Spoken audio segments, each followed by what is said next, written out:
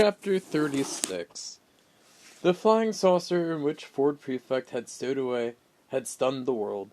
Finally, there was no doubt, no possibility of mistake, no hallucinations, no mysterious CIA agents found floating in reservoirs. This time it was real. It was definite. It was quite definitely definite.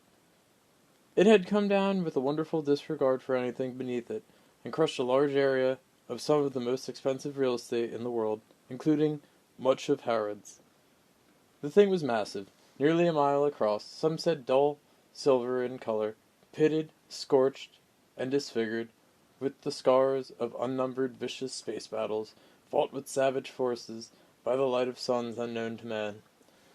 A hatchway opened, crashed down through the Harrods food halls, demolished Harvey Nichols, and, with a final grinding scream of tortured architecture, toppled the Sheraton Park Tower. After a long, heart-stopping moment, the internal crashes and grumbles of rending machinery, there marched from it, down the ramp, an immersive silver robot, 100 feet tall.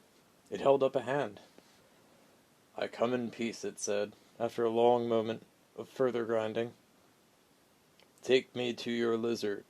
Ford Prefect, of course, had an explanation for this. As he sat with Arthur, and watched the non-stop, frenetic news reports on television, none of which had anything to say other than to record that the thing had done this amount of damage, which was valued at that amount of billions of pounds, and had killed this totally other number of people, and then say it again, because the robot was doing nothing more than standing there, swaying very slightly, and emitting short, incomprehensible error messages. "It comes from a very ancient democracy, you see." "You mean, it comes from a world of lizards?" "No," said Ford, who by this time was a little more rational and coherent than he had been, having finally had the coffee forced down him. "Nothing so simple. Nothing anything like so straightforward. On its world, the people are people. The leaders are lizards.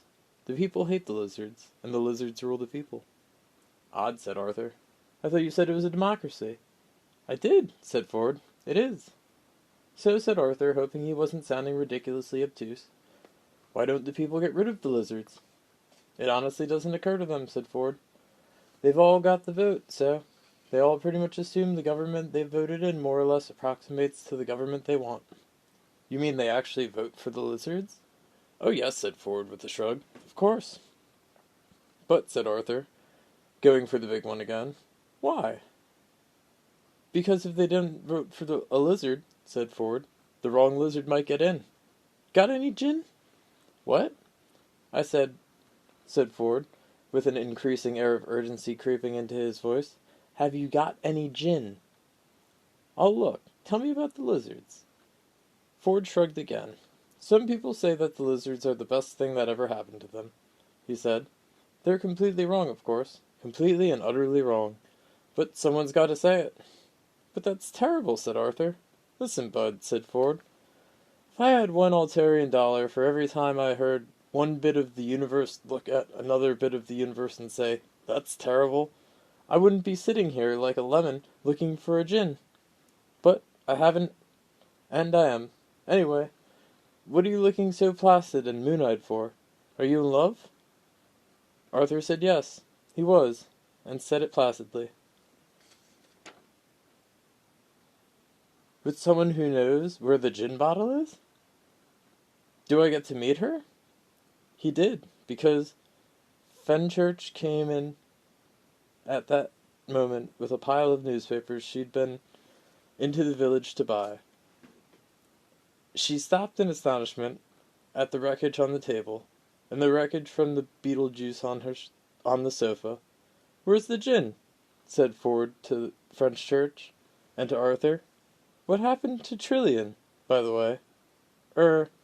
This is Fenchurch," said Arthur awkwardly. "There was nothing with Trillian. You must have seen her last." "Oh yes," said Ford. "She went off with Zaphod somewhere. They had some kids or something, at least," he added. "I think that's what they were. Zaphod's calmed down a lot, you know." "Really?" said Arthur. clustering hurriedly round Fenchurch to relieve her of the shopping. "Yeah," said Ford. "At least one of his heads is now saner than an emu on acid." "Arthur, who is this?" said Fenchurch. "Ford Prefect," said Arthur. "I may have mentioned him in passing."